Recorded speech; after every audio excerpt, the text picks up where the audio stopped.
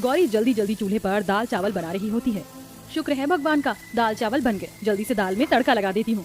ये कहकर गौरी जीरा, हरा धनिया, प्याज, टमाटर काट कर दाल में तड़का लगाकर बने हुए दाल चावल को बेचने ले जाने के लिए ठेले पर रखने लगती है। तभी उसका छोटा भाई राजू कहता है, दीदी दाल चावल बन गए क्या? मुझे थोड़ा सा दाल चावल दे दो, भूख लगी है। हाँ ये ले, अब दीदी को जाने दे। फिर गौरी फुटपाथ पर आकर अपने दाल चावल का ठेला लगा लेती है। तभी सड़क से गुजर रहा सुमित नाम का एक लड़का उसके पास आता है। हाँ आओ प्यारे प्यारे ग्राहकों, और खाओ गौरी के हाथों के बने गर्मा गर्म स्वादिष्ट दाल चावल। सुनिए, जरा एक प्लेट दाल चावल देंगी? ये लीजिए साहब जी। सुमित गौरी को प्यार भरी नजरों से देखते हुए दाल चावल खाता है। अरे वाह, आप तो बहुत ही स्वादिष्ट दाल चावल बनाते हैं। शुक्रिया साहब जी। प्लीज आप मुझे साहब जी मत कहिए, मेरा नाम सुमित है, आप मुझे सुमित कह सकती हैं। दाल चावल खाकर सुमित गौरी को पैसे देकर वहाँ से चला जाता है। सुमित पहला ग्राहक नहीं था जिसने गौरी के बनाए दाल चावल की तारीफ की थी। गौरी जितनी ही गरीब थी, सुमित उतने ही अमीर और बड़े घर का बेटा था। देवर जी आ गए आप। वैसे आज कॉलेज से आने में इतनी देर क्यों लगा दी? चलिए डिनर लग गया है, आ जाइए। पल्लवी भाभी, मुझे भूख नहीं। भूख नहीं है? ऐसे कैसे भूख नहीं? अरे रात के 8 बज रहे हैं, डिनर का टाइम हो चला है। बाहर कुछ खाया था तूने? वो माँ, रास्ते में घर आते वक्त मैंने ठेले से खरीद कर दाल चावल खाया था। देवर जी, आपने ठेले से खरीदकर दाल चावल खाए? कॉलेज की कैंटीन और रेस्टोरेंट्स पर ताला लगा था क्या? अरे आपको पता भी है ये गरीब ठेले वाले पता नहीं कैसे सस्ते ग्रोसरी के सामान का इस्तेमाल करते हैं और कितनी गंदगी में खाना बनाते हैं। राजरानी की बहू पल्लवी बहुत ही अमीर और पैसे वाले घर से थी, इसलिए वह स्वभाव से बहुत ही घमंडी और अपने आगे गरीबों को कुछ नहीं समझती थी। मगर गरीब गौरी की सादगी पहली नजर में सुमित के दिल में उतर गई। अब सुमित गौरी को देखने के बहाने उसके ठेले पर आकर दाल चावल खाता। गौरी भी मन ही मन सुमित को चाहने लगी थी, मगर अपनी गरीबी को सोचकर वो रुक जाती। गौरी, तुमसे एक बात पूछूं? तुम ये दाल चावल का ये जो ठेला है वो क्यों लगाती हो? सुमित जी, मेरे सर पर मेरे छोटे भाई और मेरे पिता की जिम्मेदारी है। कुछ समय पहले तक पिताजी ठीक थे, मजदूरी करके घर चलाते थे, मगर अब उनसे इतनी मेहनत नहीं होती, इसलिए घर का दाना पानी चलाने के लिए मैंने दाल चावल का ठेला लगाया। गौरी की तकलीफों को देखकर सुमित ने गौरी से शादी की बात अपने परिवार में बताई। सुना आपने सुमित क्या कह रहा है? मम्मी जी, मैं बात करती हूँ देवर जी से। हो क्या गया है आपको? शादी अपनी बराबरी के स्टेटस वालों में ही अच्छी लगती है। बस करो पल्लवी बहू, और भगवान क्या हो जाएगा जो एक गरीब घर की बेटी अगर हमारे घर की बहू बन जाएगी। हमारा सुमित उसी के साथ खुश है। सुमित की खुशी के लिए उसके अमीर घर वाले रिश्ता लेकर गरीब गौरी के घर आते हैं। नमस्ते भाई साहब, मैं यशवर्धन हूँ।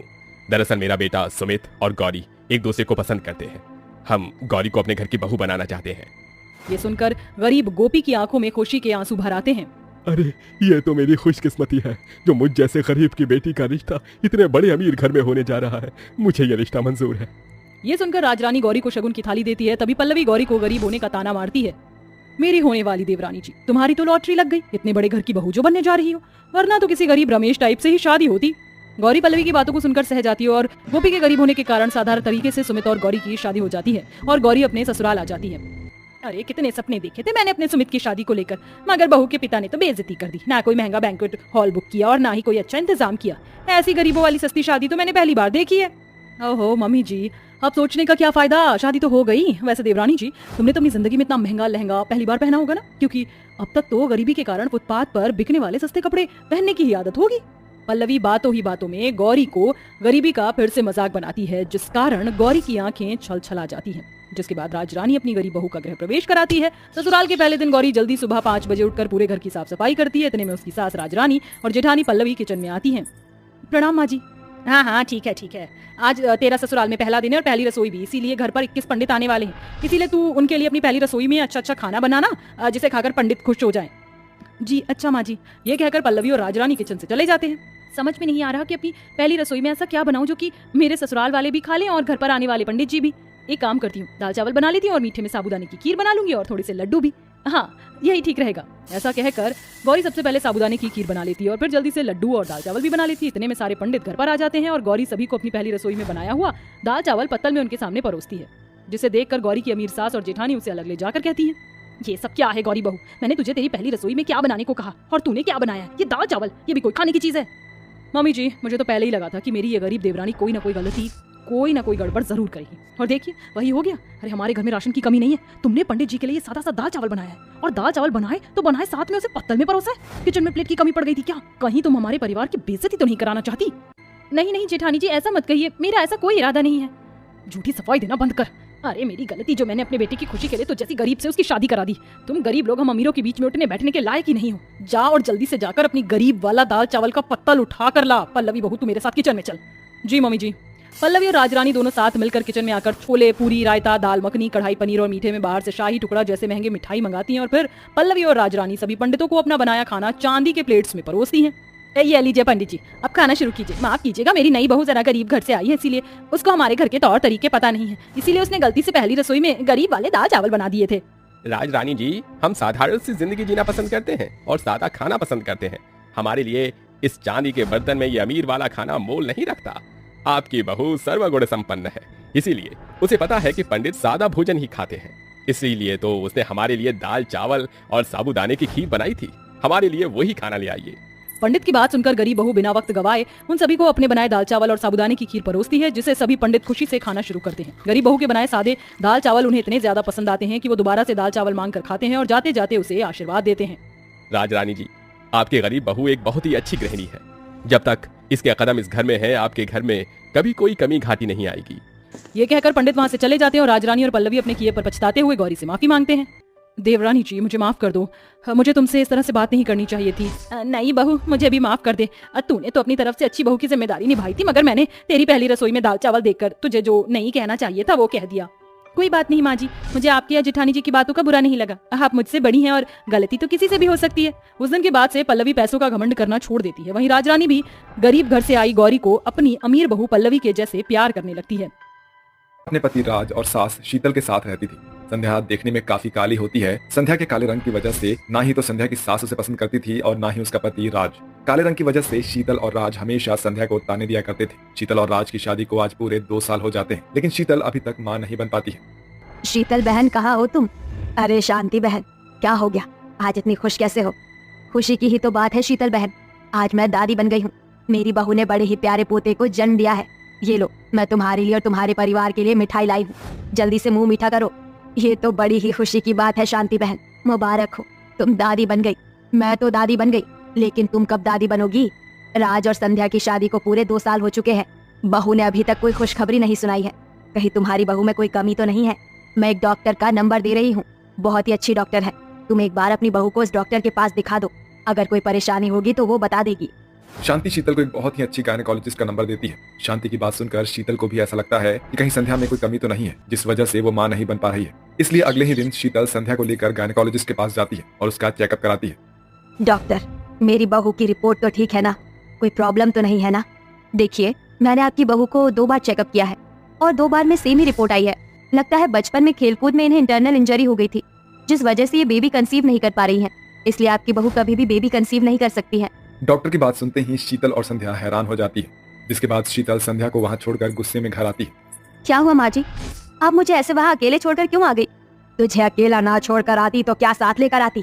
एक तो रंग रूप इतना काला, सोचा था रंग रूप काला है तो कम से कम मेरे घर को वारिस देगी, लेकिन तू तो वो भी देने के लायक नहीं है। तू तो एक बांझ निकली। अब मैं अपने वंश को आगे कैसे बढ़ाऊंगी? मेरी तो मत ही मारी गई थी कि मैं तुझ जैसी को अपने घर की बहू बना कर ले आई। क्या हुआ माँ, आप चिल्ला क्यों रही हैं? अब क्या कर दिया इसने? राज बेटा, तू कभी भी बाप नहीं बन सकता है। मैं संध्या को लेकर हॉस्पिटल गई थी, वहाँ जाकर पता चला कि ये कभी भी माँ नहीं बन सकती है। अब हम लोग क्या करेंगे? कैसे अपने वंश को आगे बढ़ाएंगे? क्या संध्या कभी माँ नहीं बन सकती? माँ, मैं तो पहले ही इस काली लड़की से शादी नहीं करना चाहता था, लेकिन आपके कहने पर ही मैंने इसे शादी के लिए हाँ की थी। एक तो इतनी काली, ऊपर से बांझ, अब क्या होगा माँ? राज, तू फिक्र मत कर, मैं अपने वंश को जरूर आगे बढ़ाऊंगी। मैं तेरी दूसरी शादी कराऊंगी, वो भी बहुत सुंदर लड़की से। माँ जी, आप ये क्या कह रही है? आप राज की दूसरी शादी कैसे करा सकती है? राज की पत्नी तो मैं हूँ। अगर मैं माँ नहीं बन सकती तो इसमें मेरी क्या गलती है? हम अपने वंश को आगे बढ़ाने के लिए कोई बच्चा गोद ले लेते हैं। मैं किसी के भी खून को अपने खानदान का वंश नहीं बना सकती, समझी? और रही शादी की बात, तो वो तो होकर ही रहेगी। जिसके बाद शीतल राज के लिए एक से एक रिश्ते देखना शुरू कर देती है। शीतल को राज के लिए एक मोना नाम की लड़की पसंद आती है। मोना देखने में बहुत ही सुंदर होती है, जिस वजह से राज मोना से शादी करने के लिए हाँ कर देता है। और देखते ही देखते कुछ ही दिनों में संध्या के सामने उसके पति राज की दूसरी शादी हो जाती है। हाय, नजर ना लगे मेरी बहू को, ऐसा लग रहा है कि कोई परी जमीन पर उतर आई हो। कितनी सुंदर है मेरी बहू। अपनी सौतन को देखकर संध्या की आंखों में आंसू आ जाते हैं, लेकिन वो मजबूर होती है, जिस वजह से वो कुछ भी नहीं कहती। जिसके बाद शीतल मोना और राज को एक कमरे में भेज देती है। मोना को अपनी खूबसूरती और गोरे रंग पर काफी घमंड होता है, जिस वजह से वो संध्या के साथ बिल्कुल भी अच्छा बर्ताव नहीं करती और अपने गोरे रंग पर घमंड करती रहती है। माँ जी, मेरे सर में बहुत दर्द हो रहा है। मेरी प्यारी बहू के सर में दर्द हो रहा है। बहू, तू थोड़ी देर रुक, मैं अभी तेरे लिए गर्मा गर्म अदरक की चाय बनवाती हूँ। संध्या बहू, ओ संध्या बहू, कहाँ मर गई? जी माँ जी, बोलिए, क्या हुआ? मेरी बहू के सर में बहुत दर्द हो रहा है, उसके लिए गर्मा गर्म अदरक वाली चाय लेकर आ। संध्या किचन में जाती है और चाय बनाकर लाती है। मोना चाय को गर्म ही पी लेती है, जिसकी वजह से उसका मुंह जल जाता है। इतनी गर्म चाय, मेरा तो मुंह ही जल गया। तुमने जानबूझकर मुझे ये गर्म चाय दी ना, कि इसे पीते ही मेरा मुंह जल जाए? नहीं, ऐसा नहीं है। मैंने तुम्हें जानबूझकर गर्म चाय नहीं दी है। चाय तो गर्म ही होती है, तुम्हें इसे आराम से पीना चाहिए था। इसमें मेरी कोई गलती नहीं है। तो तुम कहना क्या चाहती हो? गलती मेरी है? शक्ल तो अच्छी है नहीं, माँ बन नहीं सकती हो और मुझसे जुबान लड़ा रही हो। तुम्हारी इतनी हिम्मत। इतना कहकर मोना वो गर्म चाय का कप संध्या के ऊपर फेंक देती है, जिससे संध्या का हाथ जल जाता है। इतना सब देखकर भी शीतल को कोई फर्क नहीं पड़ता। गर्म चाय के हाथ पर गिरने से संध्या को बहुत जलन होती है और वो रोते हुए किचन में जाकर अपना हाथ धोने लगती है। हे भगवान, मुझे उठा ले, मुझे इस दुनिया में नहीं रहना। मैं अगर काली हूँ और माँ नहीं बन सकती तो इसमें मेरी क्या गलती है? मोना हमेशा ही संध्या को परेशान किया करती थी, लेकिन कोई भी मोना को नहीं रोकता था। ऐसे ही समय बीतता रहता है और शादी के कुछ ही महीनों में मोना प्रेग्नेंट हो जाती है। मोना की प्रेग्नेंट होने की खबर सुनकर सारा परिवार बहुत खुश होता है, यहाँ तक कि संध्या को भी बहुत खुशी होती है। समय बीतने के साथ साथ मोना की गोद भराई की रस्म का समय आ जाता है। मोना बहू, ये देख, मैं तेरे लिए कितना प्यारा लहंगा लेकर आई हूँ, तेरी मुंह दिखाई की रस्म के लिए। अपनी मुंह दिखाई की रस्म में तू यही लहंगा पहनना। माँ जी, लहंगा तो सच में बहुत ही प्यारा है, लेकिन मुझे मेरी मुंह दिखाई पर मेहंदी कौन लगाएगा? आपने मेहंदी आर्टिस्ट को बुलाया है ना? नहीं बहू, जब घर में ही मेहंदी आर्टिस्ट हो तो बाहर से बुलाने की क्या जरूरत है? संध्या को बहुत अच्छी मेहंदी लगानी आती है, वो लगा देगी तेरी मेहंदी। शीतल के कहने पर संध्या मोना के हाथों और पैरों में मेहंदी लगाती है। संध्या, तुम एक काम करो, तुम मेरे पेट में भी मेहंदी लगा दो। लेकिन पेट पर मेहंदी कौन लगाता है? जितना बोला है उतना करो।